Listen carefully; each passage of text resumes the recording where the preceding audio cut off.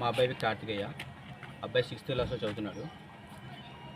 మొన్న పిల్లలు క్యాజువల్గా డార్మేట్లో ఆడుకుంటున్నందుకు ఈ పిల్లలు అనేటువంటి కారణం లేకుండా తెలియకుండా కానీ పీఈటీ సారు ఆ బోర్డుకు ఉండేటువంటి అల్యూమినియం రాడ్తోని కుట్టడం జరిగింది. ఆ విషయం కాస్త పిల్లలు చెప్పిండ్రు. ఆ విషయాన్ని పిల్లలు ఆ దెబ్బలకు భయపడి వారు కాస్త ఇద్దరు పిల్లలు స్కూల్కి వెళ్ళిపోవడం జరిగింది. వెళ్ళిపోయిన విషయాన్ని కూడా వాళ్ళు ఎవరు చెప్పలేదు. ఆ నర్స్ మేడం ఎన్టీఆర్ చౌరస్తాలో ఉన్నందుకు ఆమె కనిపిస్తే ఆ పిల్లల్ని తీసుకొని వచ్చింది. ఒకవేళ నర్స్ మేడం ఆ సమయంలో అక్కడ లేకపోతే ఆ పిల్లల రెస్పాన్సిబిలిటీ ఎట్లా? ఇన్నిసార్లు ఇండి స్కూల్లో ఈ విధంగా జరుగుతున్నా కానీ ఇంతవరకు ఎవరు చర్యలు తీసుకున్న దాఖలాలు ఎక్కడ కనిపించట్లేదు.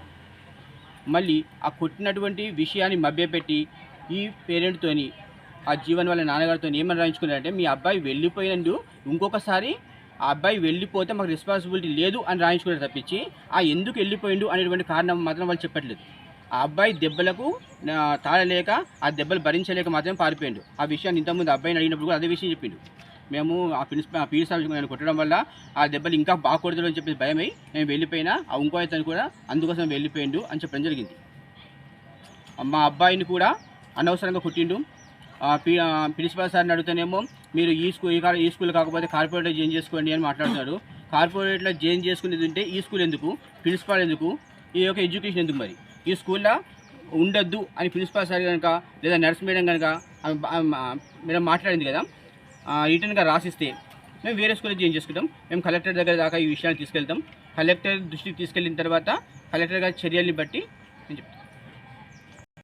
రోజుల క్రితం ఇక్కడ మైనార్టీ రెసిడెన్షియల్ హాస్టల్లో పిల్లలు కొట్లాడారని చెప్పేసి ఇక్కడ ఉన్న పీటీ సార్ గారు విద్యార్థులను ఒక 5 మందిని ఇనుప రాడ్తో కొట్టడం వల్ల వాళ్ళు తీవ్ర గాయాలయ్యి లేకపోతే వాళ్ళకి ఇబ్బంది అయ్యి భయభ్రాంతులకు గురయ్యి వాళ్ళు ఇక్కడ హాస్టల్ నుంచి బయటికి వెళ్ళిపోవడం జరిగింది. వాళ్ళు వెళ్ళిపోయినా వీళ్లకు ప్రిన్సిపాల్కు, వార్డెన్కు, పీటీకి ఎవరికి ఎలాంటి సమాచారం లేదు. అసలు ఇన్ఫర్మేషన్ ఉన్నారా లేదా అనే విషయం కూడా తెలియదు. ఏదో ఒక నర్సు మేడం ఇక్కడ పనిచేసే నర్సు డ్యూటీకి వచ్చేటప్పుడు వాళ్ళు దారిలో కనిపిస్తే వాళ్ళని ఇక్కడ తీసుకొచ్చి పేరెంట్స్ని పిలిపించడం జరిగింది. అదేవిధంగా పిలిపించి ఎందుకు పోయారు అని పిల్లల్ని అడగడం మర్చి వీళ్ళు ఏం చేశారు, మళ్ళీ తల్లిదండ్రుల నుంచి ఒక లెటర్ రాసుకున్నారు. ఏంది, మీ పిల్లగాడు మళ్ళీ ఒకసారి బయటకు పోతే మా బాధ్యత కాదు, మీ బాధ్యతే, మాకు సంబంధం లేదు అనేటట్లు వీళ్ళు వివరించడం చాలా విడ్డూరమైన విషయం. కాబట్టి వీళ్ళు ఏదైతే పీటీ సార్ ఏదో పిల్లల మీద కొట్టి అన్న ఇబ్బంది పెట్టిండో అతన్ని సస్పెండ్ చేయాలి. అదేవిధంగా వార్డెన్ను, ప్రిన్సిపల్ పై చర్యలు తీసుకోవాలి.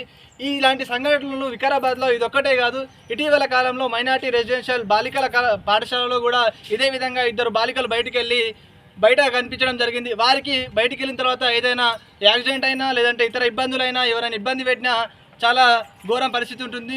పిల్లలు అదేవిధంగా తల్లిదండ్రులు ఇబ్బంది పడాల్సి వస్తుంది. కాబట్టి ప్రభుత్వ అధికారులు ఇలాంటి హాస్టళ్లలో జరుగుతున్న సంఘటనలపైన వెంటనే చర్యలు తీసుకోవాలి. ప్రిన్సిపాల్ను, వార్డెన్ పైన చర్యలు తీసుకొని ఎవరైతే కొట్టారో వాళ్ళని బాధ్యులు చేస్తూ వాళ్ళని సస్పెండ్ చేయాలని చెప్పేసి మేము ఈరోజు ఎస్ఎఫ్ఐగా డిమాండ్ చేస్తున్నాం. కలెక్టర్ గారు కూడా వెంటనే స్పందించి హాస్టళ్లలో ఎలాంటి సమస్యలు ఉన్నాయి, పిల్లలకు సరైన ఆహారం అందిస్తురా లేదా, వార్డెన్ సరిగ్గా వ్యవహరిస్తురా లేదా, ప్రిన్సిపల్ సరిగ్గా అన్ని విధాలుగా చూసుకుంటురా లేదా అనేది పర్యవేక్షణ కొలువైంది. కాబట్టి వెంటనే ఇలాంటి రెసిడెన్షియల్ హాస్టళ్ళు, స్కూళ్ళు పర్యవేక్షణ కలెక్టర్ గారు స్వయంగా చూడాలి. అప్పుడే ఇలాంటి ప్రభుత్వ విద్య అనేది బలోపేతం అవుతుంది. లేకుంటే ప్రభుత్వ విద్య పేదవాళ్లకు అందకుండా నిర్వీర్యం అవుతున్న పరిస్థితి నెలకొంది. కాబట్టి మేము ఎస్ఎఫ్ఐగా డిమాండ్ చేస్తుంది ఏంటంటే ప్రభుత్వ హాస్టళ్లను ఎప్పటికప్పుడు పర్యవేక్షణ చేయాలి. అదేవిధంగా ఈరోజు విద్యార్థులను కొట్టి హింసించిన పీటీని, అదేవిధంగా వార్డెన్ను, ప్రిన్సిపల్ను చెప్పండి.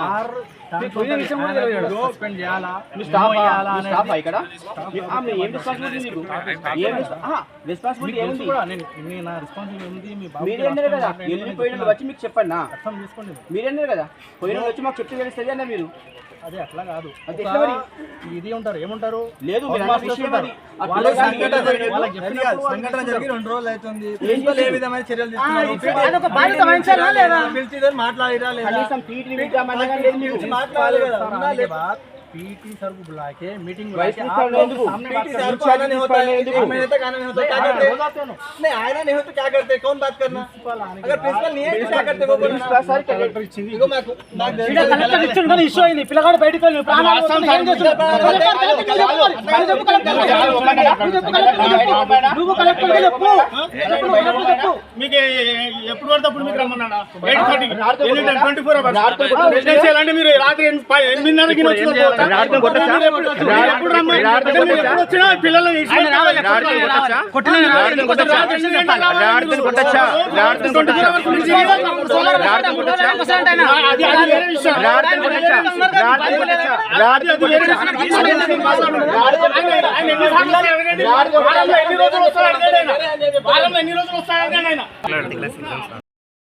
ఇట్లా బయటికి వెళ్ళిపోయాడు అని చెప్పి లెటర్ రాపిస్తున్నాం. మళ్ళీ ఒకసారి లెటర్ బయటికి వెళ్ళిపోతే తెలియకుండా మళ్ళీ ఒకసారి బయటికి వెళ్ళిపోతే మీకు తీసిచ్చి పంపిస్తాము అని వారి నుంచి లెటర్ రాపిస్తున్నాం.